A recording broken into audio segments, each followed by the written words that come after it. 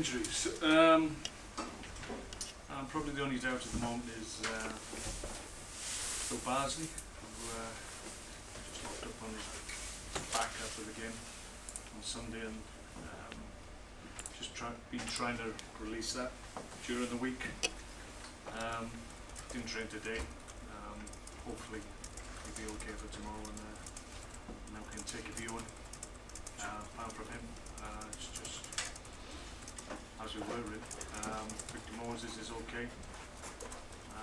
Just cramped up in the game, but he was okay.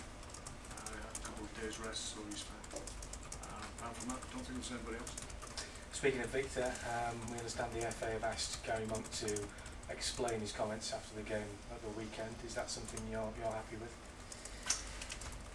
Well, I mean, I think it's right that the FA have to ask for Gary's comments.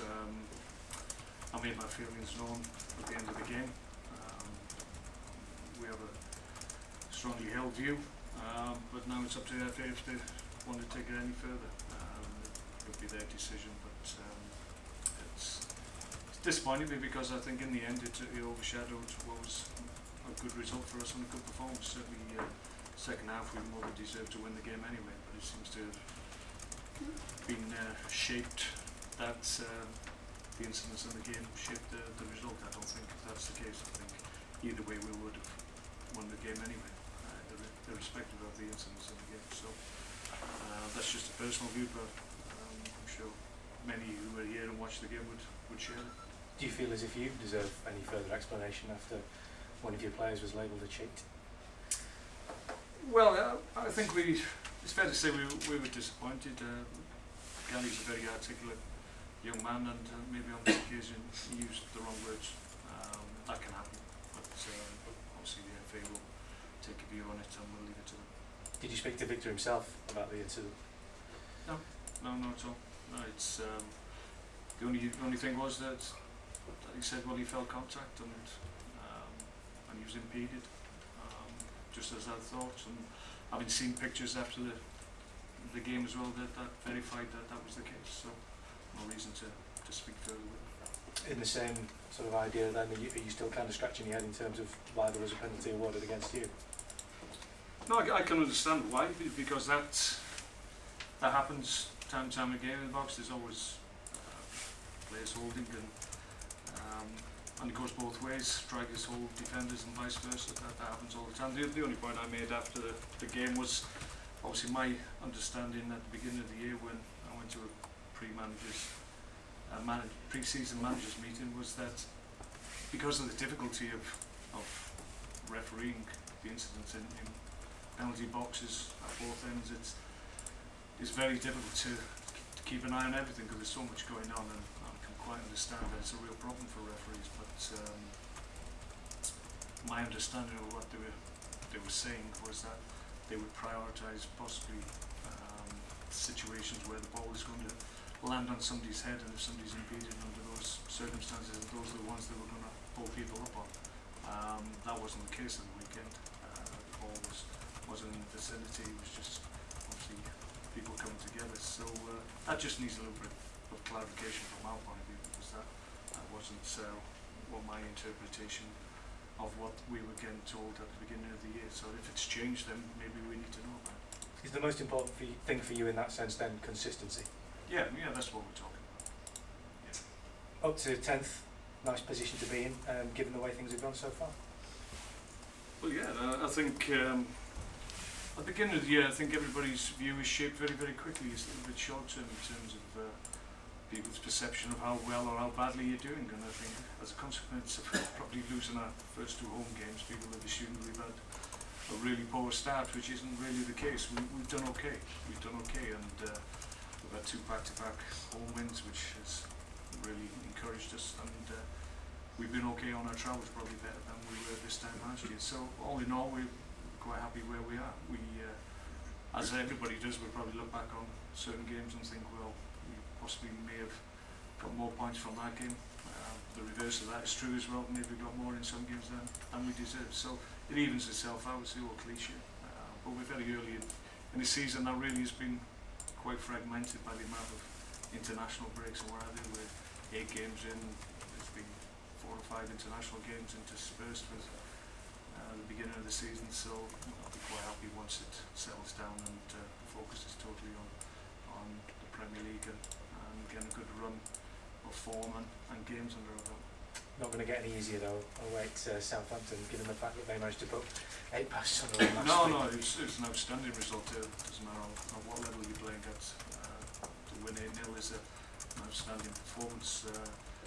Obviously, we go there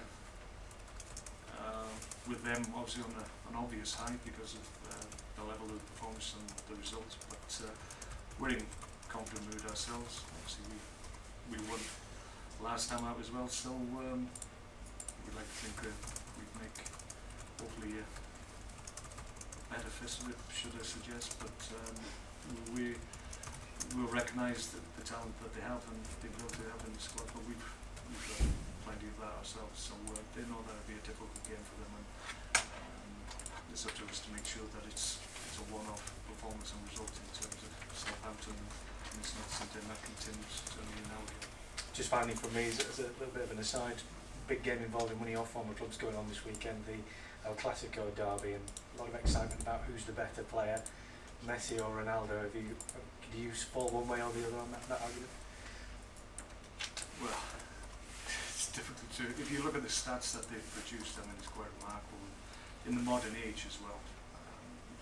There's obviously outstanding players in different generations that have similar stats, but to be able to do it in the modern era is quite outstanding. And to actually have 2 players of the ability that we're talking about at the same time is quite astounding. And I would say to anybody who has the opportunity to see these players live, take that opportunity while they're still playing at the peak of their powers, because they're special players, and you need to experience what they can produce firsthand. Who's better? Well, as an ex-Barcelona player, I'll say Messi, obviously, but it's very, very close. They're different types of play. Messi is all about quick movements in and around the box, intelligent play, great dribbling skills, whereas Ronaldo is more about power and pace and devastating runs. So 2 completely different players, but were able to shape games on their own, very similar in that respect. Just going back to Southampton, when Pochettino left in the summer and there was an exodus of so many players, many predicted them that they wouldn't have such a good season as they've had. Have they surprised you, and how impressive have they been? Well, I think when you have a lot of changes in a short space of time, obviously it's difficult because they lost their manager, they lost 2 or 3 key players that have been really exceptional for them in the year previous. So there's a fear that maybe if they don't get the right players in and you don't get your recruitment right and you don't get the right manager, then it could be a difficulty. But in fairness, they haven't had the issue of not being able to go into the market and spend good money. They've had a decent amount of money to work with that's enabled them to get good quality in the building. The key is obviously to get the balance right and the dynamic in the dressing room correct when you bring new players in, and they seem to have done that. And I think that's the impressive thing, is that they've been able to recruit really well, both on the playing side and the management front as well, it seems. So I'm sure they're very, very happy with how the season's gone, because there was talk that they would struggle. It wasn't a view that I shared, I have to say, but there's always that worry when you make changes. Just going back to Bardsley's potentially out this weekend, does that put Jeff Cameron in the running for the fullback slot? Well, yeah, I mean, it's as always happens, the week that we allow Andy Wilkinson out on loan, then we have an issue with the right back position. But well, he's an option, but obviously Jeff came in and did really well for me in midfield as well. So that's something that, if we're able to, we'd like to see more of Jeff in that position, because I thought he was very impressive when he came on. So it's a balance once again. It's about where I feel the need is most, and we're still very hopeful that Phil will come through, but it certainly is it's an option that we have. That was one of the reasons Andy Wilkinson was allowed to go out, because we knew we've got covered with Jeff, but certainly there's other options that I can pursue as well. So we'll wait. We need to give Phil enough time to recover. If he doesn't, then we still got good cover anyway in that position. Has Jeff come to you and said to you, I want a central midfield role, I want to play centre half? Has come and had a chat No, with you? we had a conversation when he came back from the World Cup, and just basically in terms of my understanding of what he could give to the team, he was very strong in terms of what he wanted to do, which position he wanted to play, and it was either midfield or centre back. I predominantly played him right full back because that's where the need was, and he did really, really well for me. So really I didn't have that knowledge of his capabilities in different positions. I hadn't really had the opportunity to play him anywhere else just because needs must. But obviously having seen him in the World Cup and acquitting himself really, really well in a couple of positions, the conversation we had was that, listen, if you're prepared to battle for the guys in midfield who've done really well for me, then okay, we'll persevere with you. We won't play in full-back positions in practice matches. We'll work with you and try and get you up to speed in the midfield positions, and that's how it's panned out. And we had a little bit of setback, obviously, when he had to have his hernia operation, which set him back, but he's fully fit now and he's battling for places in midfield. And finally for me, you said previously that you haven't had to have a word with Victor Moses about being called a cheat or the fact that he died. For a young player to hear something like that though, I mean, you have to be a pretty strong young lad to cope with it, I imagine. Yeah, Victor's a strong character anyway. You need to obviously recognise when these things have levelled against you. I thought it was unjust and it wasn't correct. We've obviously discussed that at length for a long time now, but Victor's a very strong-minded player, and he'll get on with the business of playing well for Stoke City, which he's doing to a great standard at the moment, and we're really delighted with what he's produced. I hope this week of discussion and debate isn't going to shape people's view of him, because what was levelled at him was incorrect in my view. Thank you. And Mark, what's the latest on Glenn Whelan? Big oversight on me, to be perfectly honest. Glenn is unfortunately he's got a fracture in his leg. He got it in the international game. Got a kick on the outside of his leg, and a slight fracture there.